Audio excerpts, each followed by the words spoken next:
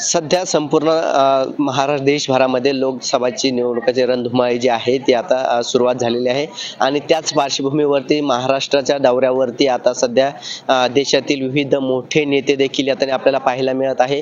मागील आठवड्यामध्ये बघितलं तर उद्धव ठाकरेंची सभा देखील छत्रपती संभाजीनगर शहरामध्ये पार पडली होती। त्यावेळेस संवाद दौरा देखील पार पडला होता। त्यानंतर 4 आणि 5 मार्चला अमित शहा गृहमंत्री हे देखील छत्रपती संभाजीनगरच्या दौऱ्यावरती असणार आहे। आज सायंकाळी आज रात्री 10 वाजता अमित शहा हे छत्रपती संभाजीनगरमध्ये दाखल होणार आहे। त्यानंतर या ठिकाणी मुक्काम करून ते आता उद्या सकाळी अकोला या ठिकाणी जाणार आहे आणि अकोल्याहून परत येऊन ते छत्रपती संभाजीनगरच्या मराठवाडा सांस्कृतिक मंडळावरती म्हणजे या ठिकाणी ते सभा घेणार आहे आणि संपूर्ण भाजपच्या कार्यकर्त्यांना जे आहे ते या ठिकाणाहून संबोधित करणार आहे।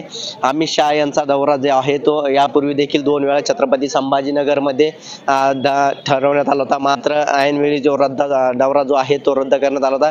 याच मंडळावरती जे आहे ते उद्या सायंकाळी 6 वाजता अमित शहा यांचा दौरा पार पडणार आहे। त्याच पार्श्वभूमीवरती आता भाजपच्या कार्यकर्त्यांकडून जोरदार तयारी करण्यात आलेली आहे, तर पोलिसांकडून देखील मोठा तगडा बंदोबस्त जो आहे तो आता मराठवाड्यामध्ये ठेवलेला आहे। या ठिकाणी सांस्कृतिक मंडळामध्ये देखील पाहिलं तर मोठ्या प्रमाणात जे आहे पोलीस प्रशासन देखील दाखल झालेलं आहे। मागील 2 दिवसापासून या ठिकाणी जे आहे जोरदार तयारी या ठिकाणी चालू आहे।